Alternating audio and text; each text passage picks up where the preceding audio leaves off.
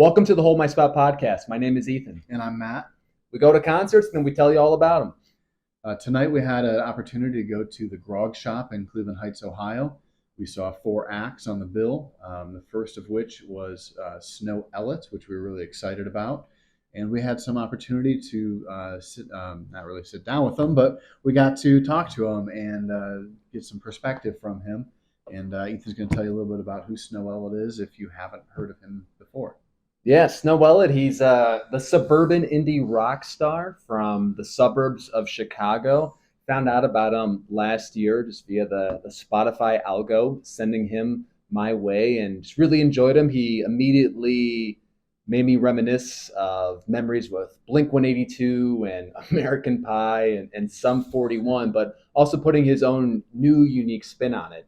He's put out 2 EPs to date, one in 2021, Suburban Indie Rockstar, and then Glory Days in 2022. And he's working on a full-length album now, a little bit of a spoiler alert that we learned during the interview with Snow, which I think y'all are going to really enjoy if you're already fans. But if you're not, if you enjoy either of those bands, if you enjoy the starting line, then I think Snow would be right up your alley and you'd enjoy him a lot. We know we sure had a great time talking to him. Definitely. And if that sounds great, come join us in GA. We held a spot for you. Awesome. Let's send to the conversation with Snow. What's up, everybody? We're standing here with Snow from Snow Ellet. Thank you so much for taking the time to talk to us. Just crushed it on the final leg of your Midwest tour here in Cleveland at the Grog Shop. I appreciate it. Yeah, it's the first time at the Grog Shop. This shit was actually really sick.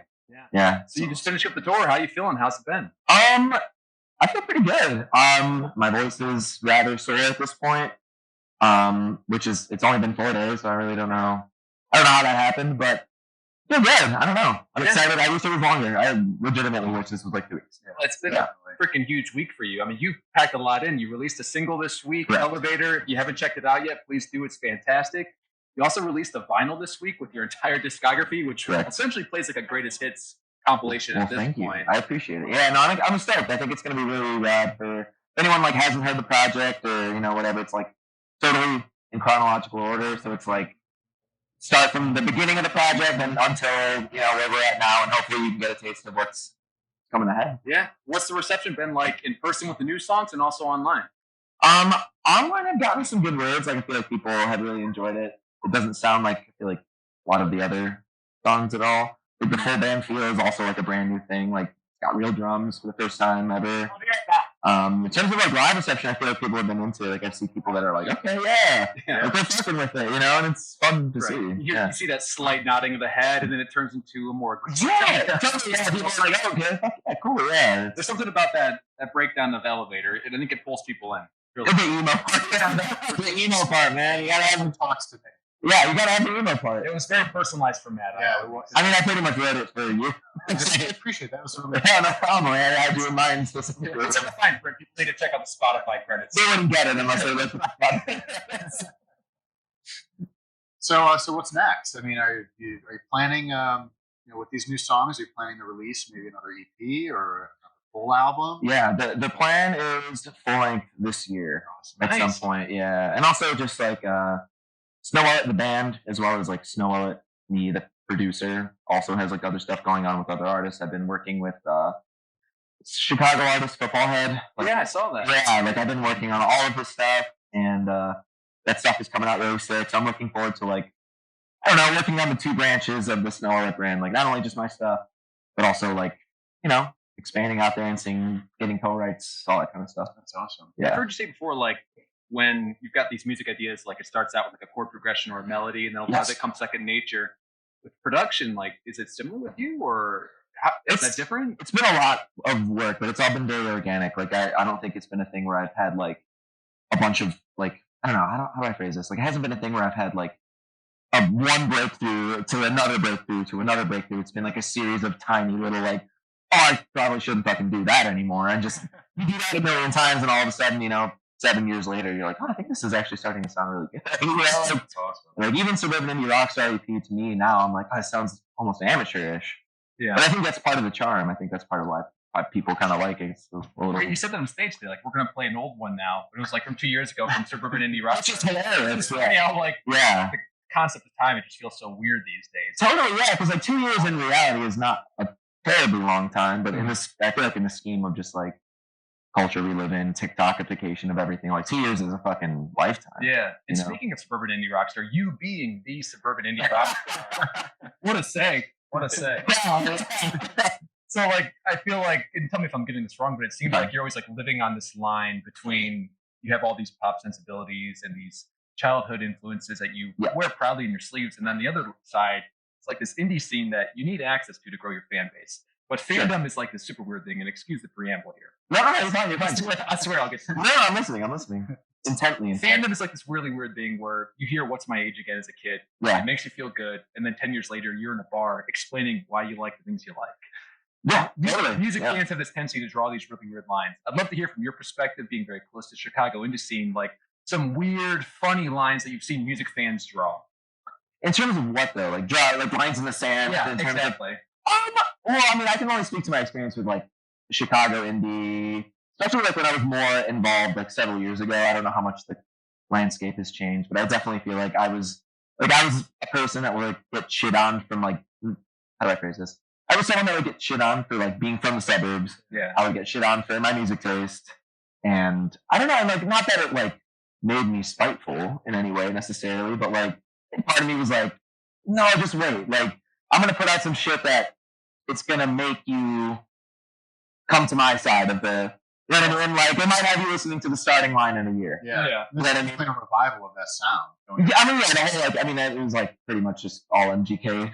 Like, he did it was his fucking fault. It happened for better or for There's worse. some positive byproduct. I mean, I wouldn't say fault.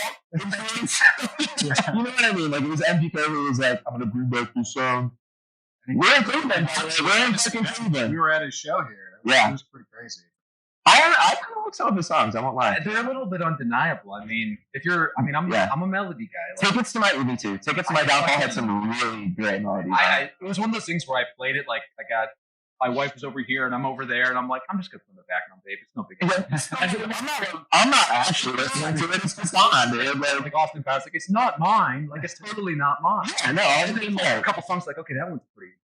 No, the one he did with Halsey was really good. Like I'm hitting that green heart vibe, but like kind of subtly. Like I get it. I tripped. It's like slightly shameful, to be fair. But I do think if we're speaking purely melodically, he had some great songs on the record. But yeah, no. To bring it back to the main point of the question, yeah, I do feel like it was like one of those things that like people would draw the line in the sand at that. Like power pop in Chicago was totally chill. Like if you were influenced by Weezer, like way back in the day, people would be like, okay, you're cool. Yeah. But if you like you take it a little step further and it's like, oh no, I love like Blink and shit, people would be like, no, you're whack. Right. I feel like that's like becoming less of a thing now. I feel I like think so too. I agree. especially as we all get a little older, you know, maybe with like the younger kids or something, it's still a thing. But as we all get a little older, like the people that were emo deniers are like, actually, I did used to listen to Taking Back Sunday when I was a kid. They just And would it's have like, 20 bucks. yeah, exactly. And I'm like, what about that makes me like uncool? Like that shit. Why? Like, there's a reason why all those bands were so fucking successful. Oh yeah, and they're still touring and putting out It's new because they were fucking good. You know what I mean? Like, I'm not gonna lie, he's still trying to convert me over to like All Time Low and MCR and fair enough. and I was like, yeah. I'm closed off. I shouldn't be because like they've got the melody, they got all the things I like. Yeah. But there is like a connotation that comes with it. I don't know. Like I get it from both We'll sides. get you guys over it. We'll figure it We're gonna. I'm not the biggest MCR fan. I won't deny that. And you mentioned the starting line. I gotta Yes. settle this now. Oh, Matt's not gonna be happy about this because it's a bad memory for him. Okay. We're at this concert at out. May Halls. May Halls. May Halls. May Halls. Yeah. in May Cleveland, Halls. right? So I went to When We Were Young Fest and Okay. Vegas. And Yep. I finally got to see the starting line, and they've always been one of my favorite bands from that Yeah. scene. So anyway, we're at the show like 2 weeks later. We're seeing the early November, and the starting line comes on the overhead speakers before the show starts. And these two girls start talking about the band in front of me, and I'm like, yeah, I just saw them. They were awesome. Like, you should definitely go see them if they tour. Another girl in front of them turns around and looks at me, kind of like eyes be up and down.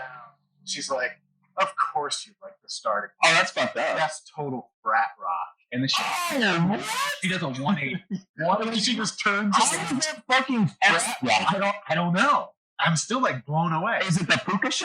I guess. Is that it? I mean, I wasn't wearing it. That's what I was saying. That's fucked up. Do you want to be But, like, wearing? Yeah, that. Okay, but also like all the dudes in the starting line besides Ken are like all in their 40s. Like, They're just awesome. They got a great sound. I know, I'm like, just relax. So Like, it's settled. maybe they were flat rock in 2002. So you just open it back up. What I'm saying is No. potentially. No, I think they strike me as like they were like Disney Channel core almost. Yeah. Like, they were so clean and Yeah, definitely. pure almost in a way. Not too long ago. It's Yeah. just great. Summertime music. Yeah. That's not flat rock. Corpo, but not Yeah. frat. Well, Yeah. Not flat. we may have Just look at it. Yeah, I'm not fucking We'll with. let you. I'm not fucking with the allegations here. That's not My bad. I'm sorry. That's my bad. I apologize. So what do you think of like the full album potentially this year? Do you That's- see yeah. like a longer tour later this year? Maybe some festival appearances? Oh my god, dude! I really hope so. For sure, touring more this year, I feel like is definitely going to be a move. I got to figure some stuff out, but I don't know, like seeking representation in terms of booking and just like seeing what moves we can make. And not that like I'm out here trying to be like the biggest artist in emo or anything, but just to like I don't know. I love going and playing shows and shit, and I like to spread the good word of something.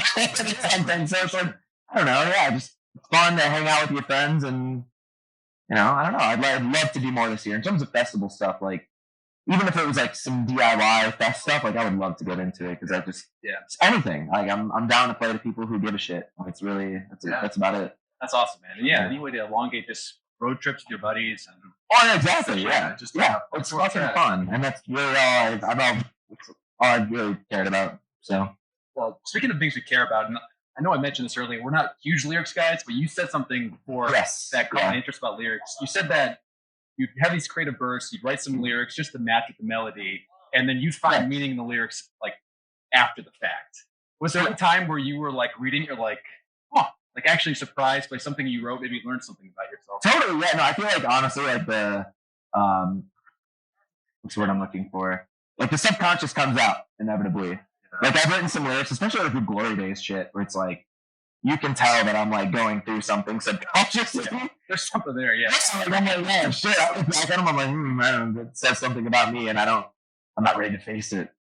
But I have something kind of cool about it too, because like essentially just freeballing it. You're just like, you find something out about yourself. Like it feels good to sort of also know that like maybe the lyrics are not as meaningless as you thought they were. Yeah, there's something to it. Yeah, there's something to it. It's just totally like stream of consciousness type of thing. So Do you think like without having like a melody as the background for it, like would those things come out? Like, or is it just something they just no. up here? I've never written words without a melody in mind. For sure. It's gotta like I have a million song like demos, like old little half done stuff where it's like the instrumental's essentially fully done, and then like instead of lyrics, there's just me going like na na na na na na, but like the full melody of the song, totally laid out, but no lyrics. Yeah. And then that's where like the Mad Lib zing comes in. So like, I don't know. I feel also, you got access to these neurons. Yeah, something's going on. I feel like a lot of people are like very lyrical or lyric forward. In terms of like, especially like music listeners, right? Like relatability comes from the lyrics. I feel like for a lot of people, but like I've always derived my enjoyment from music by just like the emotion of. With the way the melody of the vocal interacts with the chord progression and like that kind of thing. Like that evokes more emotion in me than any lyric. Crazy, you somehow stumbled into like the best of both worlds, where you're a potential lyric guy. Yeah, I allegedly. Once again, your own will. Yeah, I don't know if I'm passing the lyricist allegations or not, but we'll see. You'll get there. Yeah, we'll see. I don't know. No frat rock lyrics or anything. No frat rock shit for sure. So, and like you've talked about, going through some creative bursts of like, 5 to 10 days, just knocking out a bunch of songs, writing them, mixing them, recording them. How do you know when like a song is done or like ready to be at least be put out there? I think it's all like structural. It's almost like I don't want to say like mathematic, but it's like I know for sure when I find a full instrumental that I fucking love, I find a melody that I really love. I'll Mad Libs in some lyrics that I'm like, I'll deal with my subconscious later. TBD. Yeah, I'll record it all, and as long as I'm like, okay, on paper, like all of these sections of the song are filled in, and I have added in like, if there's like little ad libs or little like call and response parts, like it's almost like mathematical, literally. Like I'm like, I feel like I've checked all the boxes for what would constitute like a completely done song, and I don't know. Part of it's feel, but part of it's also that. Yeah. You know, it's like I have a decent idea of when a song is done because I'm like, oh, this is in a convention, right? Like it's done to a template, like most pop music. Yeah, it's a good balance. Yeah. I don't want to have both, right? Yeah. The feel and the template. That makes sense, though. I mean, like, because you know the songs you love, and you know what the closings include. Yeah, so you know, it's like, oh, what's my edge again? What did they do there? Yeah. You know, structure wise, and if I fuck with that, then great. You know, if my song kind of matches that, great. Speaking of the songs you love, and not to call you out, but you were in some butt rock cover bands, some Journey cover bands, some Train cover bands. Yeah. Butt rock is making some weird revival lately, or at least just the term alone, maybe. Yeah. Maybe butt rock is making no revival, but the term is hot. So I love butt. I mean, there's something to it. I mean, it's very nostalgic for me. Like, I hear Stain, like, yeah, dude. been a while. Like, I'm a decent band. I don't know. But like, speaking of cover bands, is there like a type of cover band that you would be in that would be fun for you, but might surprise people who know you? Pretty much like any. I mean, honestly, like I would unironically love to play like a bunch of like 2000s like I don't know, like fucking Seven Dust. Yeah. And like Breaking Benjamin. Yeah. I'm completely surprising. I'm so serious. Maybe like sneaky Bible butt rock. Yeah, like that's all shine down. It's just a good measure. It's like Bible. Who's like Skillet? Right? I didn't even know that for years that they were like a Christian band. No, they were just shredding on the guitar. They were on some true Christianity type shit. Yeah. Can't forget Creed either. Well, Creed's a classic though. It's really good. Yeah. I know. I'm an unironic huge butt rock enjoyer. I listen to Breaking Benjamin like it's not every day, every day.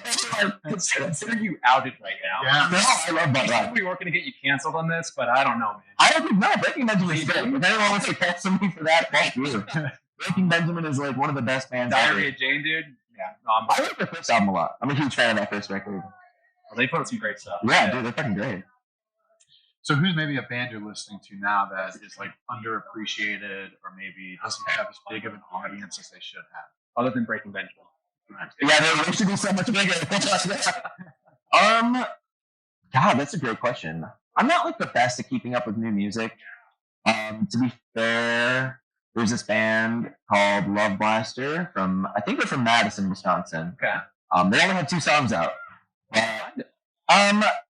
Just like I don't want to say like a friend of a friend, but like someone that I've interacted with at like parties and that kind of like a friend that you see around type of person. Is like started posting about her new band and I was like intrigued, you know, I was just like, oh, new music, fucking sick. And I listened to their first single that came out in 2022 and it's really fucking sick. Yeah, we're going to check that out. Yeah. Like I really like the first single they put out. I listened to the second one and I was like, oh, this is sick. But the first single they put out I thought was very like it's great. It just hits you in the feels. You listen to it when you're alone, 3 a.m. and you're like, yo, this is fucking sick. Better than 3 a.m. by Matchbox 20? No, not that good. Big Not that good. guys. Not that good. So what makes or breaks a new band that you find? Like what draws you to them?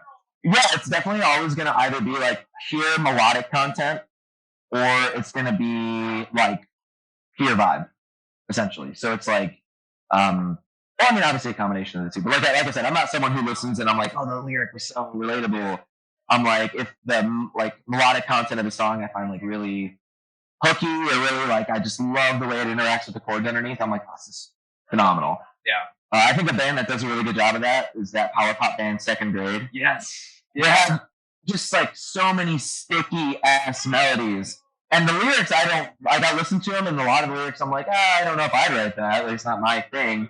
But I will listen to Second Grade all day because I fucking love the melodic content of it. Like the vocal melodies are fucking awesome. Yeah, I was just ripping through that new album the other day. Yeah. The cover of Rolling Stone, that first song. Yes. I was hooked immediately. Literally I've been playing it every day since that record came out. I haven't put. I know it sounds like some song I already know, but I couldn't put a finger up. But that's exactly why it's sick, because but then it turns into something completely different. Yeah, I love that. Yeah, I like the nostalgic feel of it. It feels like you've heard it before. But then you flip it. Yeah. I love it. I fucking love that band. Speaking of nostalgia, I've been excited to ask this one, man. Sure. So this is your words, but you feel like you can't write a melody without it sounding like it's right from the American Pie soundtrack. Yes. We gotta fucking know. Like, which one is your favorite? Which favorite American Pie movie? Don't say band camp, please. No. To be fair, to be completely fair, I watched the American Pie movies when I was like way too little to be watching an American Pie movie. I got yelled at by my parents. Yeah. So I couldn't pick out a particular favorite, although I will say the Blink-182 cameo in American Pie, it was clutch, and I'm pretty sure didn't they have Mutt on that? Yeah. Oh, they had the original. They had the original. I was thinking Dumpweed. No, it's Mutt. Yeah. And for that, I'm giving it to the first American Pie because that is just like a cultural, iconic fucking moment, dude. And it's like the perfect crossroads between like Enema of the State just comes out, that movie, like all in the same year. It's literally perfect. Like, it's amazing. It's just so great that those things are like intertwined with each other for the rest of time. Yeah, like you can't think about one without thinking about. I can't think about Blink-182 without thinking about like either like 2004, like about to break up, you know? Oh yeah. Vibe or American Pie, or like 1999.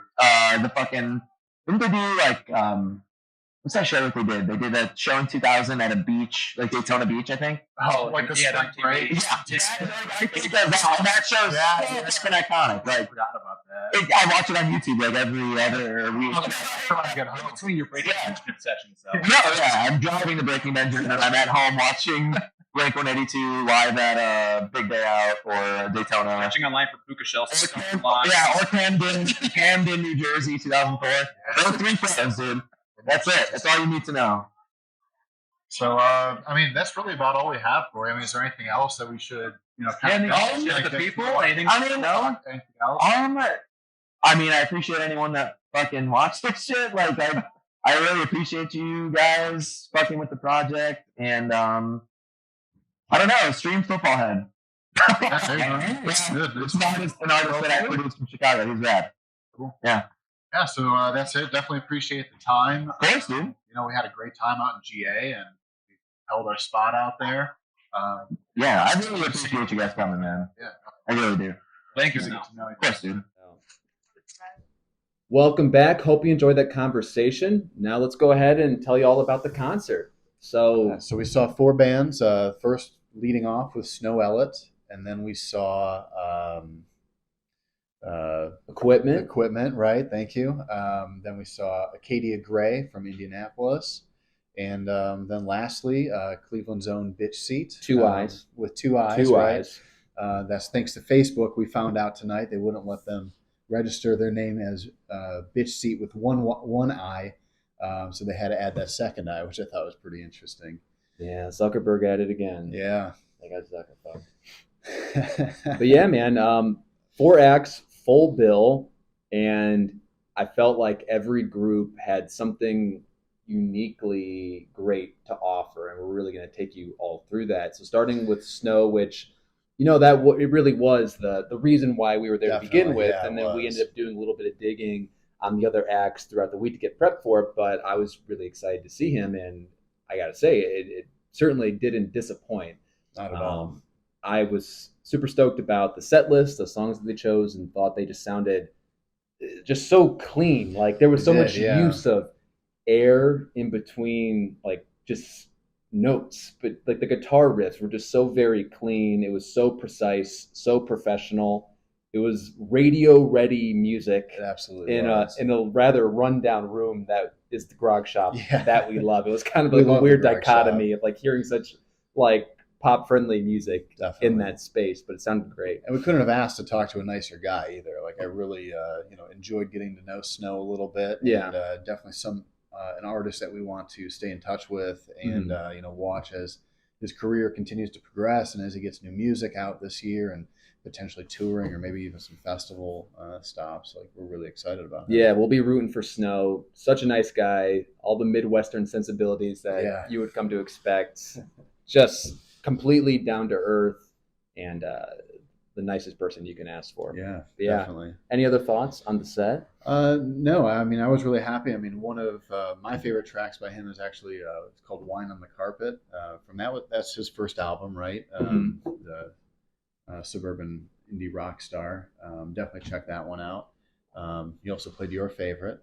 Yeah, we got some stuff off Glory Days, and we got some stuff off Suburban Indie Rockstar. He played to Some I'm Genius, and I mean, it's just man, I have cognitive dissonance when I listen to his music sometimes because it sounds like every popular song I've ever loved, and not enough people know about it. So if one more person Right. can learn about Snow's music as a result of this, then that's a W in my book. Yeah.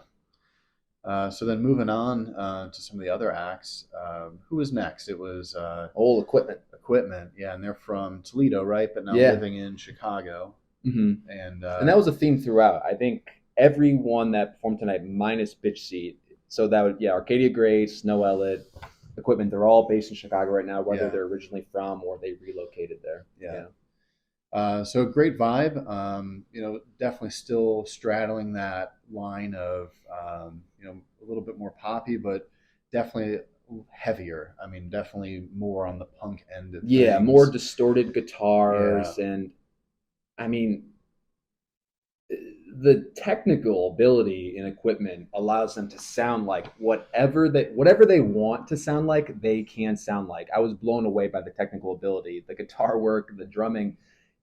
It was the band was like taking a reverse Nirvana approach, where you think of songs off Nevermind from 1991, that quiet, loud dynamic, where you'd have slower verses leading to distorted guitars crashing and then Dave Grohl crushing it on the drums, Right. and the choruses, faster choruses. This was reversed, where the verses were just like in fast forward, like 4x.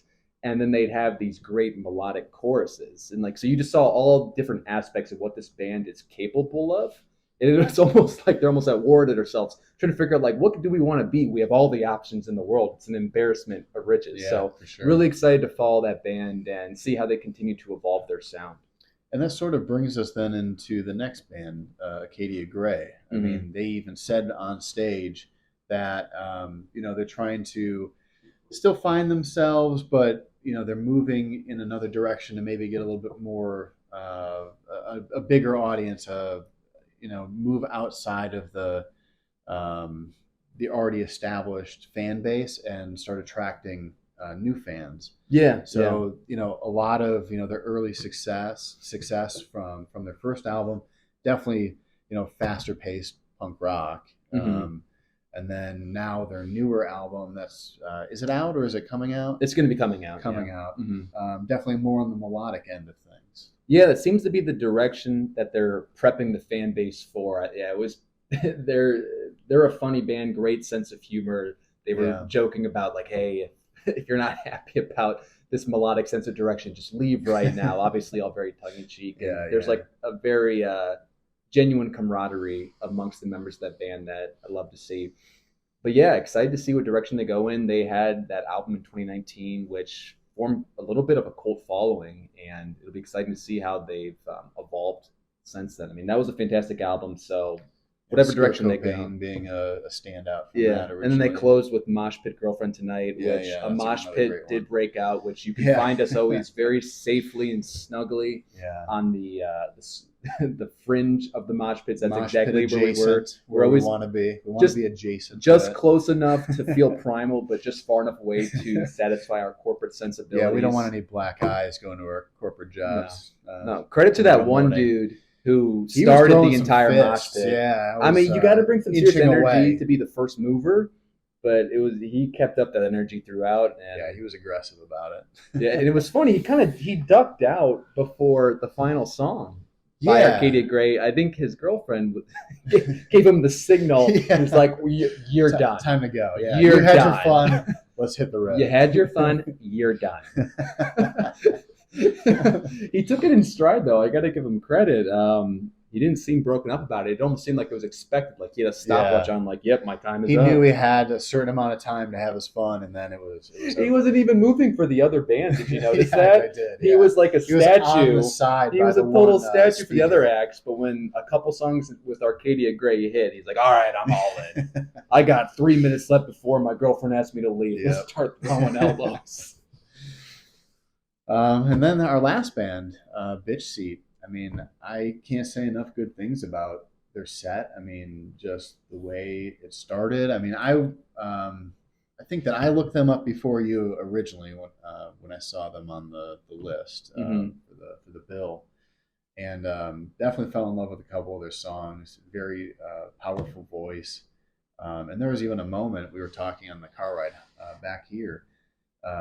Just full body chills when we can see the emotion on the lead singer's face, and then also, hear it in her voice. Like, Yeah. she was very deliberate, like we talked about, on all of her movements. What else really stood out to you? Well, somebody get the sirens going. Wee woo, wee woo. Did I hear a little bit of bubble grunge, baby?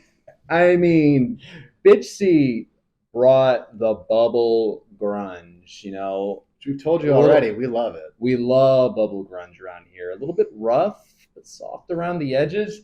Yeah, no, everything Matt said about the vocals is, just so emotive with her use of sound, her use of facial expressions, her use of body language. We were blown away. Yeah, chills, hair standing up on our arm.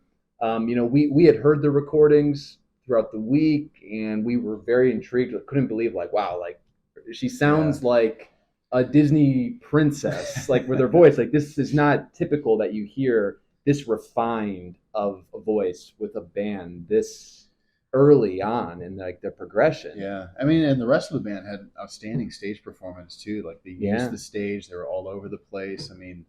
A lot of body movement. It kept, I think, everybody in the audience very engaged throughout the whole set. And I'm sure there were people in there, us included, that didn't know every single one of their songs. We had never met them before, so we weren't like a built-in part of their fan base. We were really experiencing them for the first times, and they made two fans out of us. There was one part of their song. Oh, did I know it? They worked in the chorus of the song "Bitch" by Meredith Brooks from the late '90s. You might remember it. A little bit of a one-hit wonder. Mm-hmm. I'm a bitch. I'm a just "Bitch" by Meredith Brooks. Look it up. If you love it without knowing it, you love it. All right, you love it.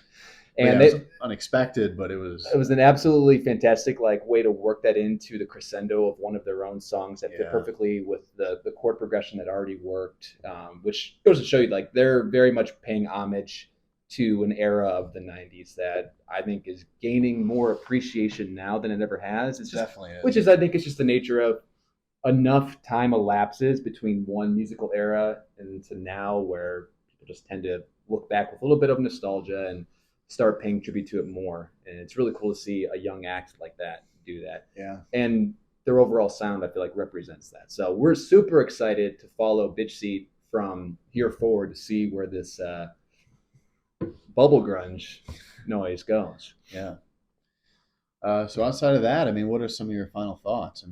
We talked a little bit about it. We love the Grog Shop. We love that venue. It is everything that I want in a concert venue. Yes. It's not some corporate atmosphere. It's not highly refined, but it's definitely welcoming. The stage is great. I thought the sound was good. My ear is still ringing. Yeah, you forgot your earplugs. Yeah, I'm an old man. I need my earplugs. Come on, I have Corpo. high fidelity earplugs, and I forgot them. So I'll be hearing this ringing until tomorrow morning for sure. And a couple Corpo hacks like us know a corporate vibe when we see it, when we feel it. So when we say the Grog Shop doesn't have a corporate vibe, you're hearing it from the experts. We know it's not there. And just one specific call out, I forgot to mention it earlier with Arcadia Gray. Corey, who was doing vocals and was also doing some lead guitar work, oh my gosh, the singing, definitely standing out, an absolute standout from that group.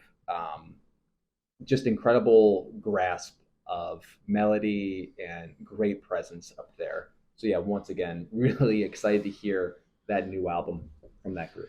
Yeah. Yeah, so I think that's about it. I'm trying to think if there's any other thoughts I want to get out short and sweet. Just give you a quick snapshot of our experience, but Yeah, I thought the crowd was good. The crowd was into it.